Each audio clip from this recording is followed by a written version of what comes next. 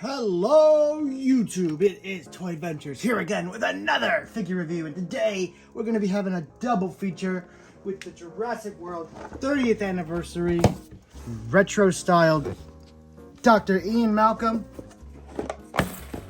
and of course Dr. Alan Grant. So guys, these are the brand new figures from Mattel's 30th anniversary Kenner retro styled wave. We've already reviewed the tracking vehicle, which was based on the canceled prototype Ford Explorer. And now these are based off of the very much released Spitter and Gallimimus. Even this baby Triceratops right here is directly ripped from the Lost World. It almost looks like the same sculpt. I'm going to say the same for the baby Velociraptor here as well. Even though when I went back and looked, I didn't find any baby raptors that were green. That was the T-Rex from the Lost World I was thinking of that was looking like that. So that is actually probably a new figure. You know, new design. All of these are new figures. They're not actually the Kenner mold, sadly. But they are close. So anyway, taking a look here at the box. You have really nice, unique boxes for each of these guys. For the Ian over here, we have him swooping down with his very Lost World toy line-esque glider pack. Whereas Alan has a big old bazooka that he's used. Well, actually, no. Originally, he came with the big net launcher that was on his backpack, and Robert Muldoon came with the big bazooka. But you know what? They're still Kenner-like weapons, and they still look amazing. And you're gonna find that the figures themselves are actually styled to look like Kenner era, designs. So they both say '93 classic up here. Dr. Alan Grant, tactical claw pack, glider escape pack. You get a Dilophosaurus, a baby Triceratops, and in this one you get a baby raptor and a Gallimimus. I really like these packs that they're selling up here. Up here it says Jurassic Park, Alan Grant. And from this, if you just saw this, this totally looks like it's sold on, like this was released in 1993. This just looks like 1993 release. If you just saw the top of this, I could totally see that. That is really nice. And that's what I love about this whole series, is it's just so retro and such a nice breath of fresh air. Taking a look here at the back, you have another really nice Kenner-looking display, and the fact that there's humans here makes it look even more Kenner-ish. If you guys didn't watch my review on the capture truck, please go watch that. I said that the diorama in the back was lacking human characters. You see, with they're trying to mimic Kenner's back box art, and what they would do is they would put the dinosaur there, and they would put a assortment of human figures around it to kind of add that scale and to encourage you to buy more of the wave, including the humans. Whereas here they just kind of put what's in the box in the back, which is fair. I mean, that's what you usually do. But to make it more Kenner-ish and to increase that scale, I think they should use a little bit more figures just to increase the want to buy. But that being said, there's only 2 figures in this line so far. They love to show it off online instead of tease it on the boxes, which is fine and fair. But it does kind of make the box art suffer just a little bit. Other than that, this is perfect. You have the diorama, you have the rest of the wave right here, and it just looks great. And I still have this stupid gimmick right here. They really should have just got rid of that for this wave so they could save on that spot just to make it look a little bit more Kenner. I hate the stupid scan gimmick. I don't think anyone likes a scan gimmick. It just ruins the sculpt and ruins the illusion of the sculpt for a lot of people, especially me.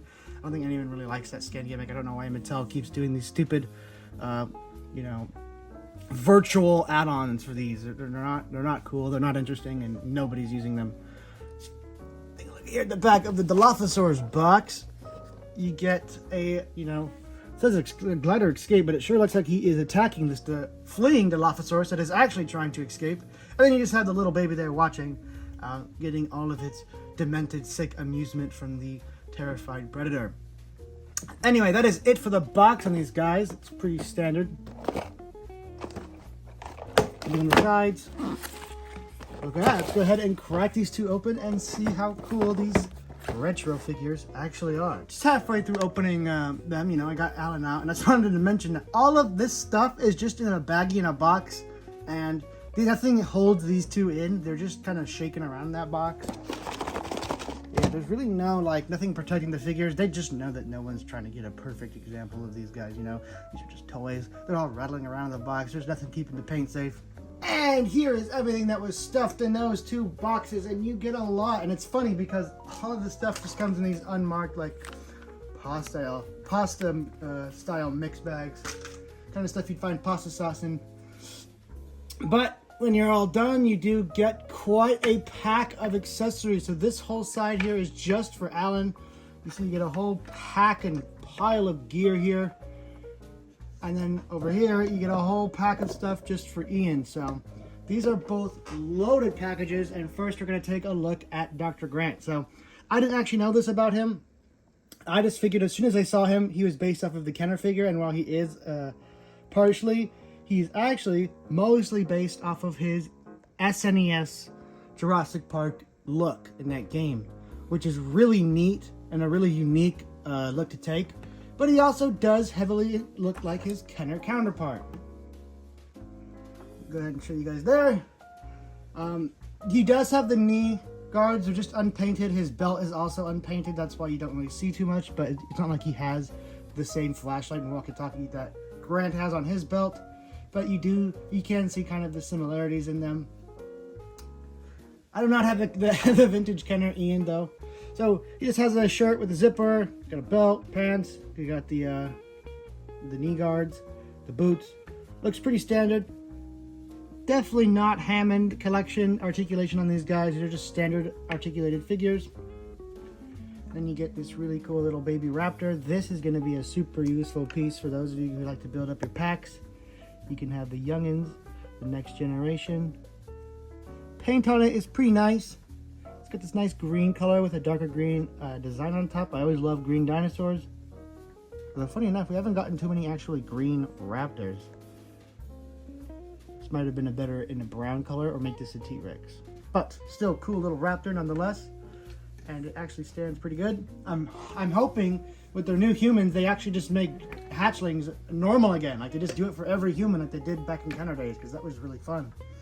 Here is our Gallimimus. Once again, I get to whip this guy out for comparisons.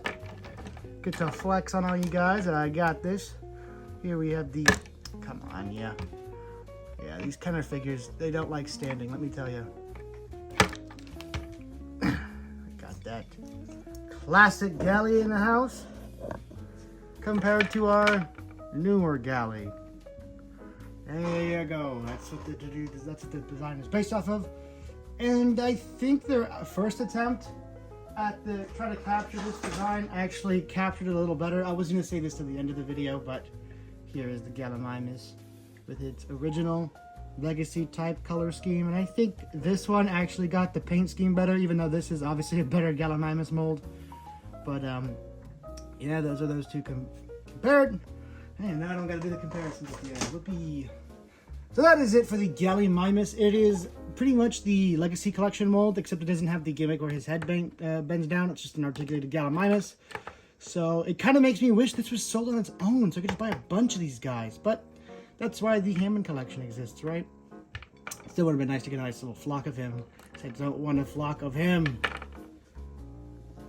That being said, let's go ahead and arm up Alan Grant. Starting off with his vest. He had to put his action vest on. This is his little vest. You can see it's kind of like a little bit of a plate carrier with some details put on there. And right back here is where it splits up. So you can put it on him. I'll take the arms, put them through the slots. Pretty easy. And just peg it on in the back. It's actually a pretty smart way to attach a vest for figures. I wonder if G.I. Joe or Valiverse is looking at that. That's actually a pretty neat way. Usually it's disconnected right here, and then you kind of diagonally fit it over the body with the head off. But this allows you to get it on even with the head on there. So that's a really neat little way to get the vest on. And of course he needs his weaponry, right? So what they gave him is this big old gun with an actual string attached to it. There is no way he's standing with this thing in his hand. Come on. Get the gun in there. Get it on his shoulder. Can we get him to stand? Oh, hell no. Hell no. There will be no standing with this guy. Oh my god. Oh, he comes with binoculars too. So they're supposed to go over his face. Come on, you. He's got these cool binocular molds. Definitely a useful mold for your play scenarios. And for your dioramas, everybody needs a good pair of binoculars. Maybe the weight of this gun will offset the weight of this gun and he can carry them both, but not one at a time. He can either go big or go home. Let's see.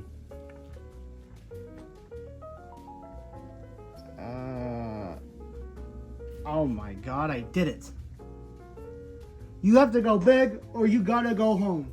Because one blaster holds the weight of the other blaster in check. That is crazy. That is absolute chaos. You see it here, folks. You can get him to hold both. It just does not look realistic. But let's go ahead and fire both. Let's go ahead and fire this one first because it's got the string. That's really cool. Oh, we probably have to unwind the string first, huh? Yeesh. Alright. Bombs away! Let's go. That is cool. On to this one. This one we're probably going to lose. But as you can see, it has a nice little bend in it. So that makes me think, you're supposed to catch this guy with it, obviously. Bombs away. Is that on the button? It has to be the button. Is it a flick missile?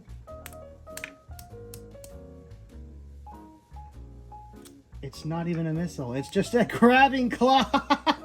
It's not even a missile. It's just a claw. That was another missile. No, you just... Gotcha. I got you. That's pretty lame. Kind of a lame accessory. I think he would have been just fine with just the missile, but I guess they need to fill out that price spot, don't they? And you get actually capture gear. Fit this over this dude's head. Put it over his arms. Now, I don't have any of my Kenner capture gear. I never really bought them, you know, complete because I didn't have that kind of money. But this is really nice, and I really hope they bring this into the main line itself. Not only do you have the wrist cuffs, you also got some shackles down here. Very, very nice. I love this, and it really makes me hope they continue this. Come on, get on there. This 30th anniversary toy line, I really hope they continue it, because these classic figures are really doing it for me.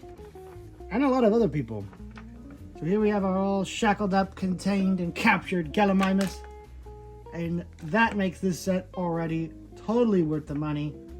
I say, get the Alan Grant set because it's awesome. And you get another Galley to add to your herd. Now we're going to take a look at Ian. How is Ian Malcolm? Now, I don't have the classic Lost World Ian to show you. I'm going to be honest, even as a little kid, I kind of tossed the human Kenner figures aside because I thought they were subpar, even back then. Because they didn't articulate. At that point, you know, I'm growing up in 2006, 2007, 2008. We had G.I. Joes. We had really posable figures. The Core, Leonard. We had figures that were much better. I had figures that were much better than Kenner figures growing up. So I just tossed those aside and used the dinosaurs. So I don't have a lot of them. So I'm just going to put up a picture here of classic Lost World Ian so you guys can get a good look at how they compare.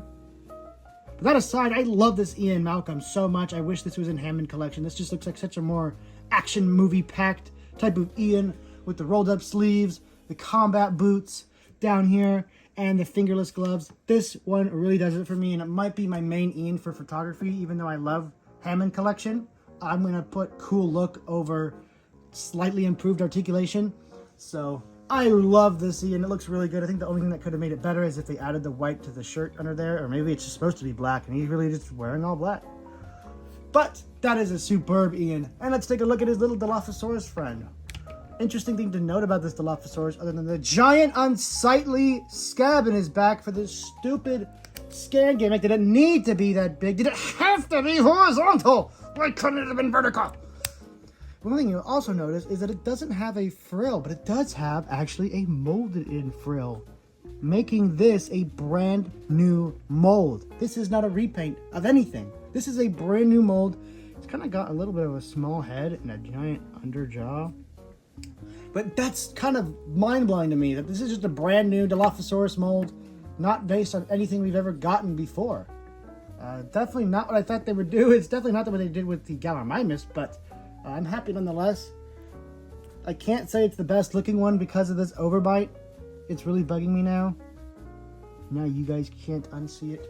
But the paint scheme is really nice. Of course, you guys already know comparison time, comparison time. Let's go ahead and see how he looks next to the classic Spitter. And while he's not holding a candle, to Mattel's classic spitter paint scheme with all those nice colors put in there that are actually, you know, movie accurate. It's still nice, and the fact that it's a new mold makes it even better. Although the underbite kind of makes it a little worse. You know, you gotta have yin and yang in life. For all the light in life, there has to be a little bit of darkness. Taking a look here at the baby. This baby is nothing but light. There is nothing wrong with this baby. It is absolutely certified adorable. I'm gonna go ahead and put up the picture of the classic Lost World hatchling right there, so you guys can get a good look at it. Very cute, very nice. I can imagine a lot of people are gonna really enjoy this little cute guy. It's a nice little desk paperweight, whatever you want to have it as. I love it. It's really cute, and I'm happy to have another hatchling. Like I said, hatchlings just work for everybody. They make the price of the figure just a lot more bearable, and they're cute, and they're nice to amass up and put with their parents to add to that display. I say always put hatchlings with the humans. It's just good business. Taking a look at Ian's accessories. His backpack has one, you know, little strap that comes undone for you to plug it in, and then it has a peg hole to plug into his back for added stability. And you just come over here and you can make a good, honest college try, plugging it into the backpack. Seems we got it. These are reminiscent of his Kenner tranquilizer dart missile from his Kenner figure, so it seems like they're mixing up the Lost World of the Kenner figures. Seems to be handles on these, like they can open, but I don't think they can. And you just take these wings. Is this the way they go on? Has to be, because it has a little hole there to reciprocate it. Put this one on. And get on in there. And there are his wings from the Lost World figure. Very cool. So this is the spot where it is based off of the Lost World figure, except for the backpack. This is where they merged it with the Kenner figure. So he has the trank backpack or blood sample backpack, whichever one. I can't remember which one they gave him. And then he has the wings. Can he stand with all this on now? Probably. If Ellen can stand with those two giant guns, this guy can stand. There we go. He also has his gun and his dart. Hear that click, you know you're ready for business.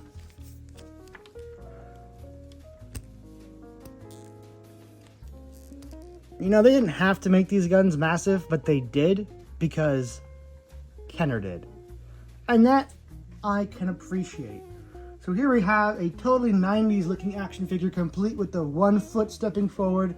You 90s kids already know. This looks so cool. I love this. Even though I'm not going to have this weapon with him at all, it's just neat to see 90s figures truly appreciated like this. And it's a really nice, beautiful mix of our Jurassic Park 1 and Jurassic Park 2 Ian Malcolm figures. And we, of course, have our capture gear. Slide the muzzle onto the dangerous Dilophosaurus, complete with a spot open for its frills, so you don't have to damage the paint on them too much. And then you have this cross-section, what's it called, shackles. I'm trying to figure out which side is which. I think this is for the legs. Yeah, these are the bigger ones. And these go on as little toothpick arms.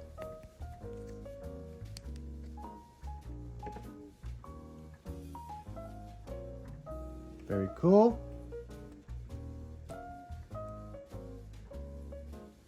Oh, there we go. And then for the little dude, I think this is for him. You just slide this over him, and he's captured. I think this is for him.